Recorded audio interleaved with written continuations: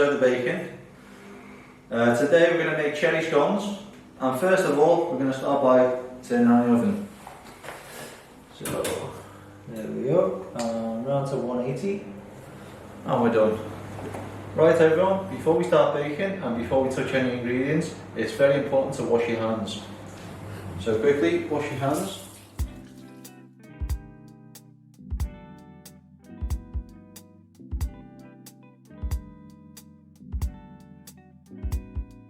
As you can see here, Paul's just finishing up washing his hands. He's using the appropriate hand washing technique, making sure he's got nothing on his wrist. He did dry his hands after that shot, didn't you, Paul? Right. First of all, grab your bowl, zero your scales, then grab your flour. It's plain flour, this, isn't it? It's plain flour. You can use self-raising flour, and in a bit we'll talk about the baking powder if you're using self-raising. So don't worry about that for now. So how many grams are we going to? Just weighing it out, and I'm going to weigh out 225 grams. Brilliant. I think you got this on the dot. I did. Here we go. A little bit more. Bang. Right on the money. So 225 grams of flour in the bowl. Then we grab our sugar. Okay. Is this plain, just normal? Just caster sugar. Like I put in my coffee? Just caster sugar. It's not what you put in your coffee. Okay. That's granulated. Just caster sugar. Which is what you use for baking. Okay, cool. Yes. How much of this were you putting in? So on this one, as you can see, I put in 2 tablespoons of sugar. So that's why we didn't reset the scale, because we're measuring. That's why we didn't reset it. Okay. Because I was using tablespoons. Now we re-zero the scales again, ready for the butter.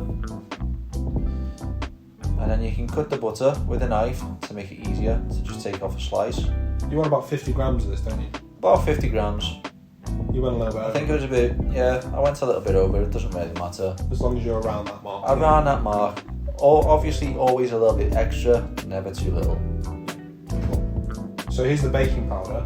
This is what we were talking about earlier. We add 1, is it teaspoon? So if you're using self-raising flour, it's 1 teaspoon of pike baking powder. Sorry, I'm getting it all mixed up. And 2 if you're using plain flour. Okay, so because you're using plain flour. Because the self-raising flour already has baking powder in it, you need to add a little bit more if you're using plain flour because it's got no baking powder already in it. Cool. So you just brought in a tub. This is the tub to help us weigh out our glacé cherries. Yep. So I'm going to zero the scales. It does cherries. say in the recipe to get chopped. We couldn't find chopped anywhere, so that's we're going to these show are the you ones what that we we had. Yeah, zeroing the scales as you said. Yeah. Weigh out the cherries. I think you went for a few extra here as well. I think it's meant to be 30 grams, but again, you can always add a few more because it, adds a bit more flavour, and you like which cherries. is good. Yeah, I love cherries. And next, we're going to try and chop them up.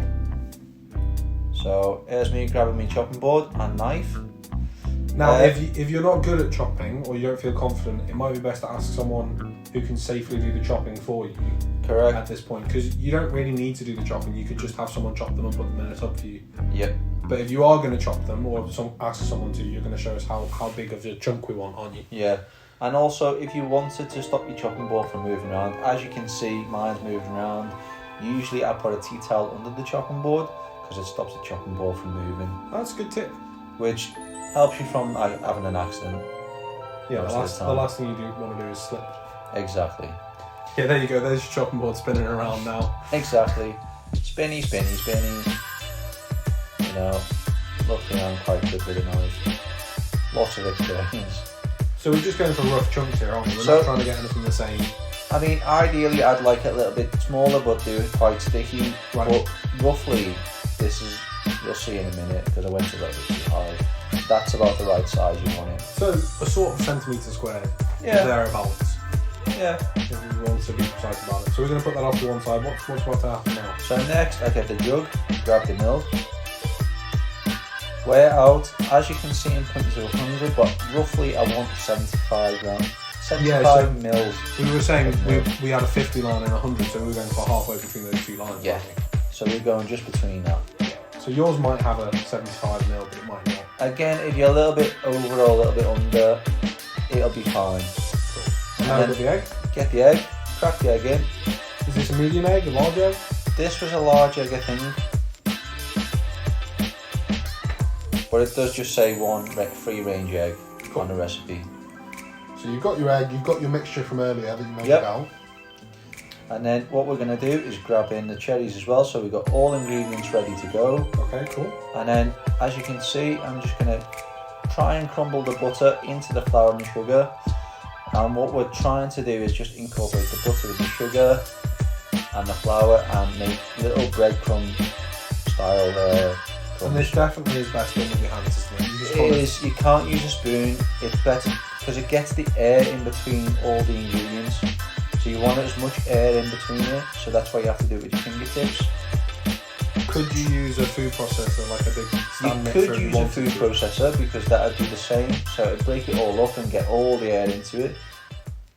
But I just like doing it the old-fashioned way of using your hands, getting in there, nice and dirty, and just making loads of little breadcrumbs. It's nice fun, bit of hard work, but best results. This can take a while as well, can't it? It can. You really just keep squeezing it between your fingers. You're looking for the lumps of butter, aren't you? Yeah, and what you want to do is use your fingertips, not your palms. Okay. Because your fingertips are cooler than your palms. You don't want the butter to melt. You want it to keep as solid as possible. I heard a little tip as well, that if you knock the bowl against the counter a little bit, the big lumps will come to the top. Yeah, that is a good tip. I mean, you don't see me doing it because if you see, I'll ruffle it round and get them big bits on top. So I get my fingers underneath, shake it about. That's why you're the pro, isn't it? That's why you're the pro.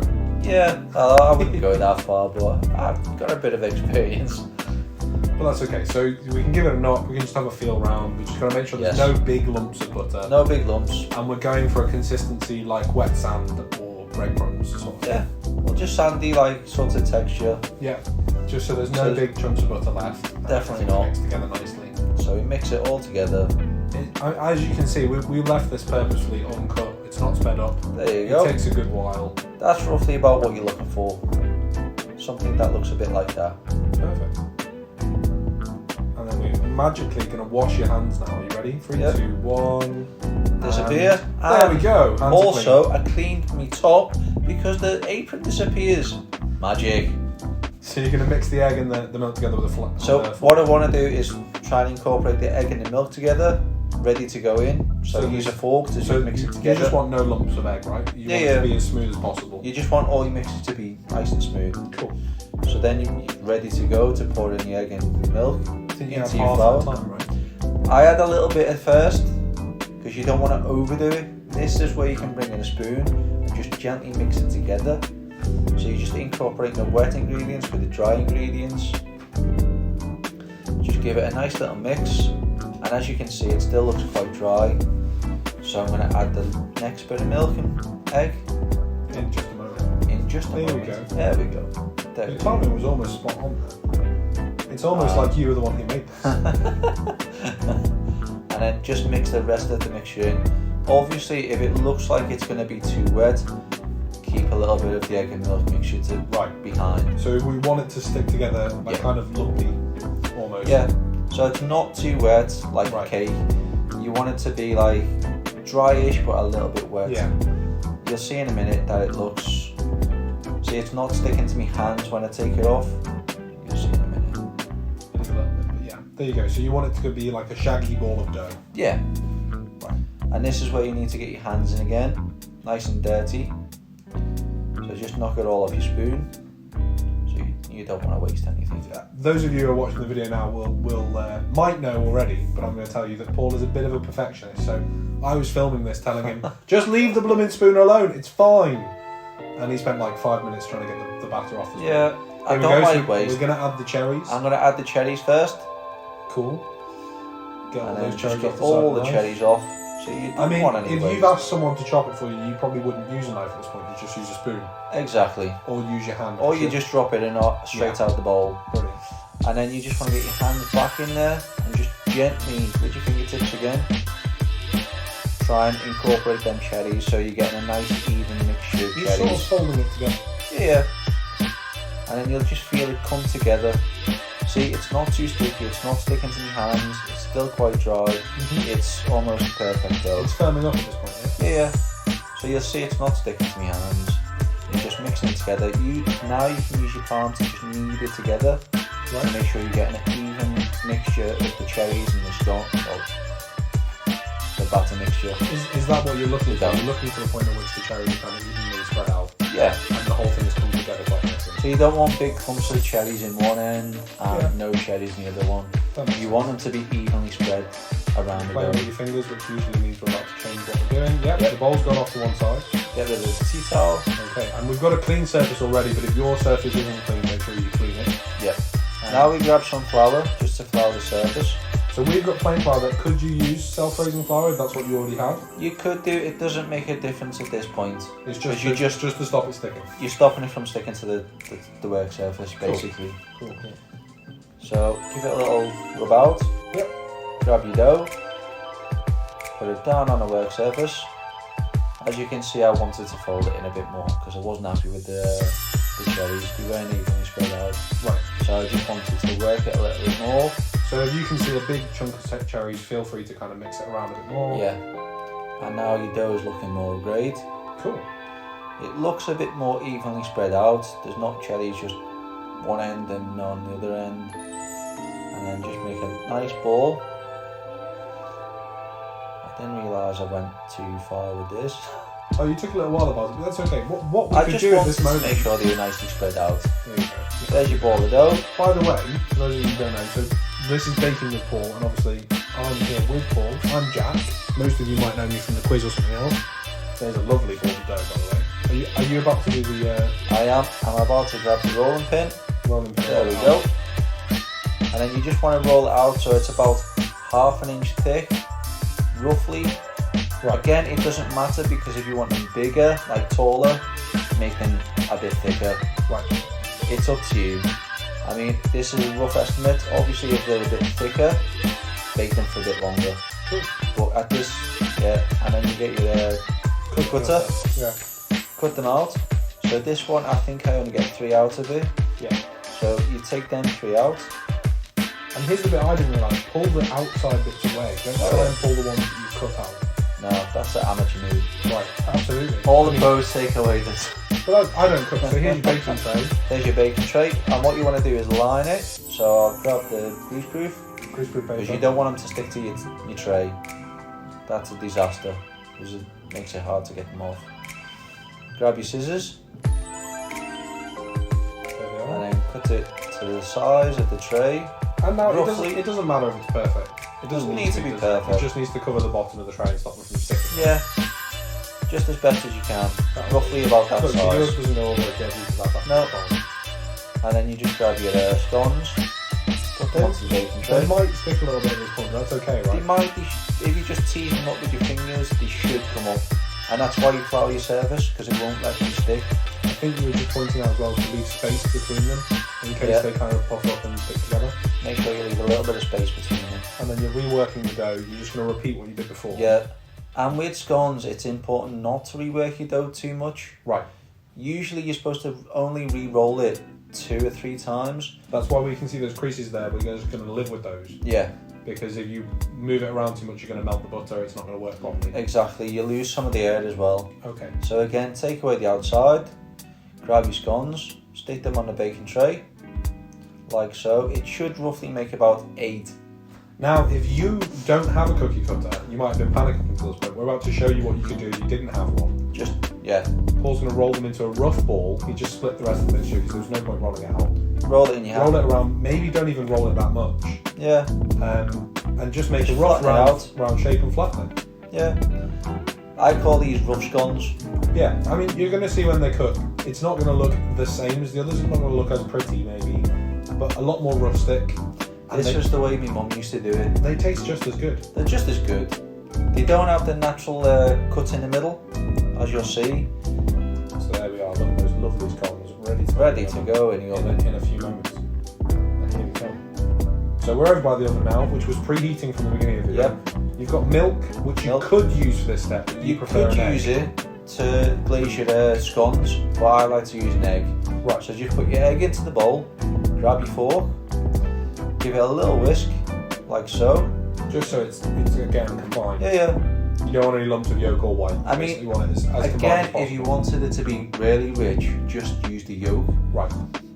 And you've got a pastry brush here. So you Pastry brush, ready to go. Just give it a little mix, get a little bit on your brush. And then just gently dab some on the top of the scones. This just gives it a nice golden brown look. Shiny as well, doesn't it? It makes them shiny. Yeah. It just makes them... And the milk would do the same thing, but maybe not quite as well. Is that what you... It does, but it doesn't do the... It doesn't make it shiny. Okay. It gives it a nice little crust, but it doesn't make it as shiny. Okay. I've always liked to use egg. I like the egg wash. If you were going to use the milk, you just put a small amount of milk in the bowl and do exactly the same. Yeah, so you just want to gently... Obviously, you don't need to brush mix it the milk over with a fork. No, you don't. Definitely not. I mean, you can if you want to, but you'd be wasting your time. So you've brushed all those, you Brushed open them the all. oven. Where in the oven am I going? Middle, top, bottom? This one doesn't matter because it's fan assisted, so it can go anywhere. Right. But if you was going to go in a conventional oven, then just go in the middle because it'll give a nice even. Now look at that. That's, Exactly. That's almost the end of cooking. See in the middle, you can see the nice little crease where it's just lifting. It's splitting. It's putting a natural split in between the scone. Right. That's because of the air. And that's what you were saying about the rough ones won't necessarily have them. They won't necessarily have that, no. Okay. There you go. So oven off. We're done. We know they're done because they're golden brown. They've puffed up nicely. They've been in for around 20 minutes. Take them out using your oven gloves. Yeah, safety first, guys. If you're not confident around the oven or you're not allowed to use the oven, please make sure someone uses oven gloves to help you with that. Exactly. And have your I've forgotten. Cooling rack. Cooling you need tray. a cooling rack. Cooling rack, cooling tray, call it what you want. If you've got one, use it. If not, you can just put them on a cold surface. Absolutely. So the scones are on a hot tray, so you They need are. to use a utensil to scoop them off. So use a fish slice to get your scones off and gently using your hands. And again, if you're not comfortable doing it or you can't do it, then get somebody to help you to do this bit. Because again, you want to stay safe. You could leave them for one or 2 minutes so they're a little bit cooler. You could feel leave safer. them for a few minutes Yeah. as well. And didn't we say as well, if you didn't have a cooling rack, you could leave them on the tray or on a cool surface. You can do. Now look at this. This is the shot we were all Now waiting. this is the finished article, and as you can see on the ones that have been rolled out and cut with the cookie cutter, you have a That's natural split in the middle. And the shine on the top from the egg wash. Exactly. It's beautiful. I think we're about to see one broken in half. You can. And I'm very excited. There we go. I'll just grab this one. This one looks good. And look, Oh my goodness. beautiful. Amazing cherry scone. A little bit of cherry throughout. Little bit of butter, little bit of jam. Bob's your uncle. You'd be away. So this has been Baking with Paul. This is our first video. We hope you all liked it. Feel free to like, comment, send us some messages, request recipes for the future. I've been Jack. I've been Paul. Thank you very much for watching And along. enjoy and get baking. Thank you. Talk to you all soon.